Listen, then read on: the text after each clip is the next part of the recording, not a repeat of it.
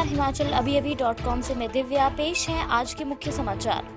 सोलन और सिरमौर में कोरोना के 52 नए मामले, कुल आंकड़ा 1500 के पार। किन्नौर के खरोगला नाले में बाढ़, पूरी रात फंसे 6 मजदूर रेस्क्यू, फसल तबाह।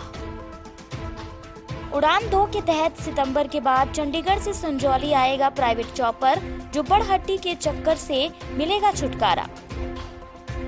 बगैर अनुमति हिमाचल में घुस रहे रसूखदार ने घायल किया परवाणु के बैरियर पर तैनात पुलिसकर्मी। हिमाचल में आज हुई कोरोना काल की पहली परीक्षा, 21,000 से अधिक प्रशिक्षुओं ने किया था आवेदन। हरोली के पंजावर गांव में घर के अंदर सांप ने 80 साल की बुजुर्ग को डसा। सुंदरनगर में बीबीएमबी में नौकरी लगाने के नाम पर शातिर ने लगाया 1.33 लाख का चूना। कांगड़ा में 3 से 6 वर्ष की आयु के बच्चों के लिए शुरू होगा अभिनव पायलट प्रोजेक्ट। पांवटा साहिब में ओवर स्पीड बुलेट ने कुचली 4 साल की बच्ची, मौत, नन्हा भाई जख्मी।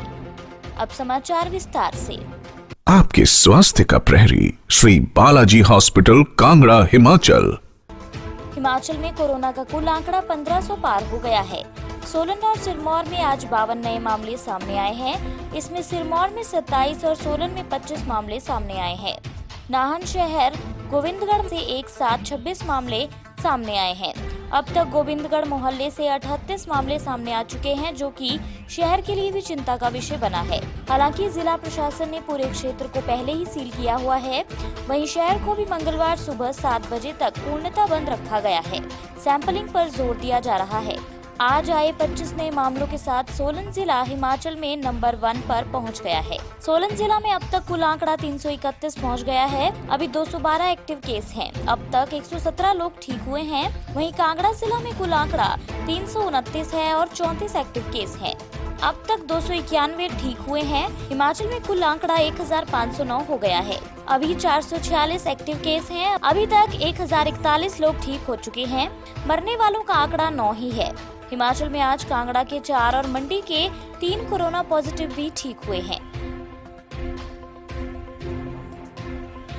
हिमाचल प्रदेश के जनजातीय जिला किन्नौर के खरोगला नाले में बाढ़ आने से पानी ग्रामीणों के खेतों में घुस गया, जिससे ग्रामीणों की लाखों की फसल के साथ सेब के बगीचों को भी भारी नुकसान हुआ है। वहीं नाले में अचानक बाढ़ आने से करीब 6 मजदूर पूरी रात नाले की एक तरफ फंसे रहे, जिन्हें कई घंटों बाद आज रेस्क्यू किया गया। बता दें कि ये बाढ़ शनिवार देर रात को किन्नौर के बटेसरी गांव के निकट खरोगला नाले में आई। बाढ़ आने से बटसेरी गांव के कई ग्रामीणों के खेतों में बाढ़ का पानी घुस गया, जिससे बटसेरी गांव के चस्पान क्षेत्र में ग्रामीणों के खेतों में बाढ़ के पानी से भूमि कटाव हुआ और इन ग्रामीणों को लाखों रुपए की क्षति हुई।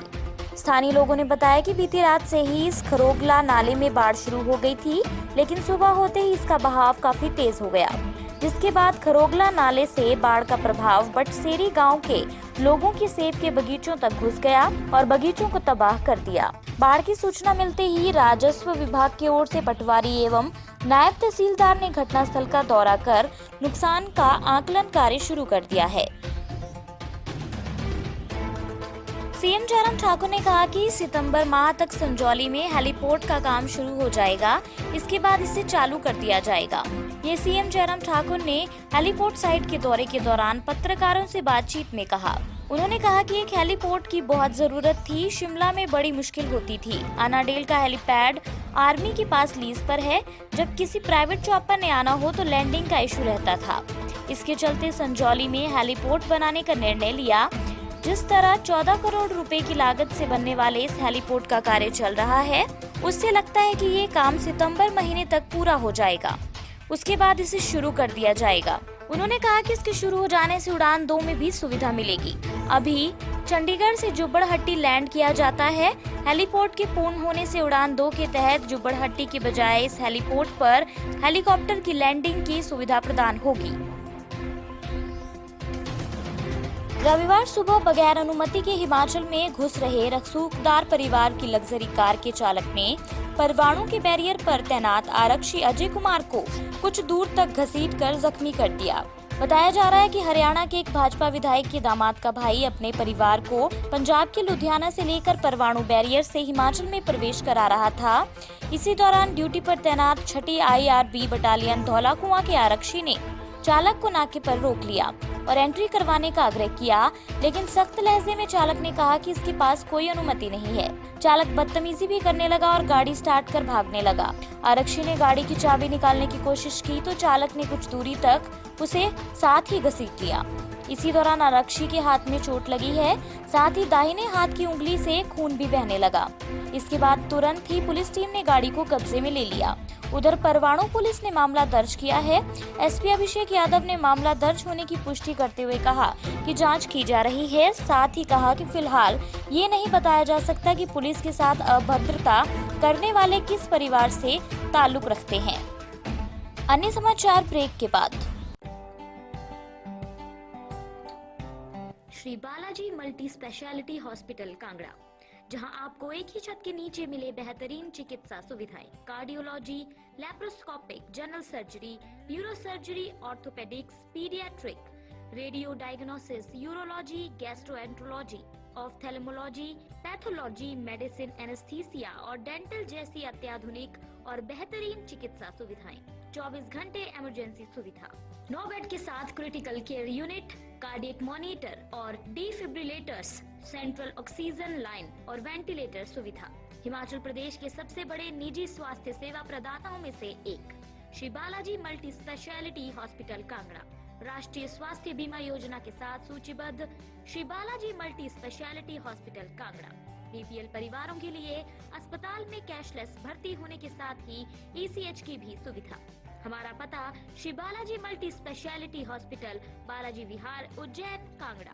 संपर्क करें 9218411108 पर। Shri Balaji multi speciality hospital Kangra.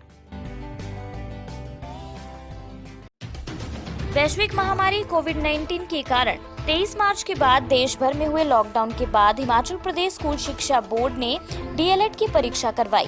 Lockdown के बाद प्रदेश में ये पहली परीक्षा है। राज्य की विभिन्न जिलों में इस परीक्षा को करवाने के लिए 140 परीक्षा केंद्र बनाए गए थे, जिन पर कोविड-19 महामारी से बचाव के लिए सभी नियमों की पालना की गई। इस एंट्रेंस एग्जाम के लिए प्रदेश के 21,000 से अधिक प्रशिक्षुओं ने आवेदन किया था। वहीं ऊना के परीक्षा केंद्रों में भी ये परीक्षा सावधानी पूर्वक करवाई गई। मास्क लगाकर और सैनिटाइजर हाथों में लेकर ही बच्चे परीक्षा देने पहुंचे। केंद्रों में सोशल डिस्टेंसिंग का भी पूरा ख्याल रखा गया। ऊना जिला में सैकड़ों अभ्यर्थियों ने DLED JBT की इस परीक्षा में भाग लिया। परीक्षा केंद्रों में आलम ऐसा था कि परीक्षा केंद्र में पहुंच रहे सभी अभ्यर्थियों को मेन गेट पर ही हैंड सैनिटाइज करवाए जा रहे थे। वहीं हर अभ्यर्थी को मास्क पहनना भी सुनिश्चित किया गया था। हिमाचल में बरसात का मौसम शुरू होते ही सर्पदंश से मौत की घटनाओं में भी इजाफा होने लगा है। ताजा मामला जिला ऊना के हरोली में सामने आया है। यहाँ एक 80 साल की बुजुर्ग महिला को उसके ही घर में किसी जहरीले सांप ने डस लिया, जिससे महिला की मौत हो गई। सूचना मिलने के बाद मौके पर पहुंची पुलिस ने शव को कब्जे में लेकर आगामी जांच शुरू कर दी है। हरोली उपमंडल के पंजावर गांव में 80 वर्षीय बुजुर्ग महिला शीला देवी पत्नी किशन चंद को घर के अंदर ही किसी जहरीले सांप ने डस दिया, जिसके चलते कुछ देर बाद वृद्धा की मौत हो गई। परिजनों ने मामले के संबंध में पुलिस को जानकारी दी। पुलिस ने मौके पर पहुंचकर शव को कब्जे में लिया और उसे रीजनल अस्पताल ऊना पोस्टमार्टम करवाने के बाद परिजनों को सौंप दिया। DSP हरोली अनिल कुमार मेहता ने बताया कि पुलिस ने घटना के संबंध में जांच शुरू कर दी है। सुंदरनगर पुलिस थाना में BBMB में नौकरी दिलाने को लेकर एक ठगी का मामला दर्ज हुआ है। मामले में पुलिस ने आरोपी के खिलाफ मामला दर्ज कर आगामी कार्रवाई शुरू कर दी है। शिकायतकर्ता निवासी रोपा ध्वाल ने शिकायत में बताया कि 7 जुलाई को एक व्यक्ति संजय कुमार उर्फ संजू उसके घर आया और BBMB सुंदरनगर में फायर स्टेशन में कार्यरत होने के बारे में बताया। उन्होंने बताया कि संजय कुमार ने उन्हें उसके हाई लेवल तक कांटेक्ट होने की बात कही और BBMB सुंदरनगर में नौकरी दिलाने के लिए 2 लाख रुपयों की मांग की। उन्होंने इस पर संजय कुमार को 1,33,000 रुपए दे दिए। शिकायतकर्ता ने आरोपी संजय कुमार उर्फ संजू द्वारा उन्हें धोखाधड़ी के आरोप लगाए। वहीं पुलिस प्रशासन से मांग की कि आरोपी के खिलाफ सख्त कार्रवाई अमल में लाई जाए।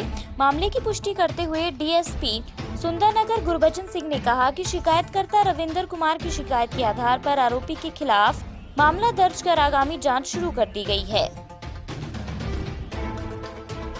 जिला प्रशासन कांगड़ा CSIR IHBT पालमपुर के सहयोग से पोषण मिशन के तहत एक अभिनव पायलट प्रोजेक्ट शुरू करने जा रहा है, जो जिला के आंगनबाड़ी केंद्रों में जा रहे 3 से 6 वर्ष की आयु के बच्चों में सूक्ष्म पोषक तत्वों की कमी को कम करने के लिए प्रभावी होगा।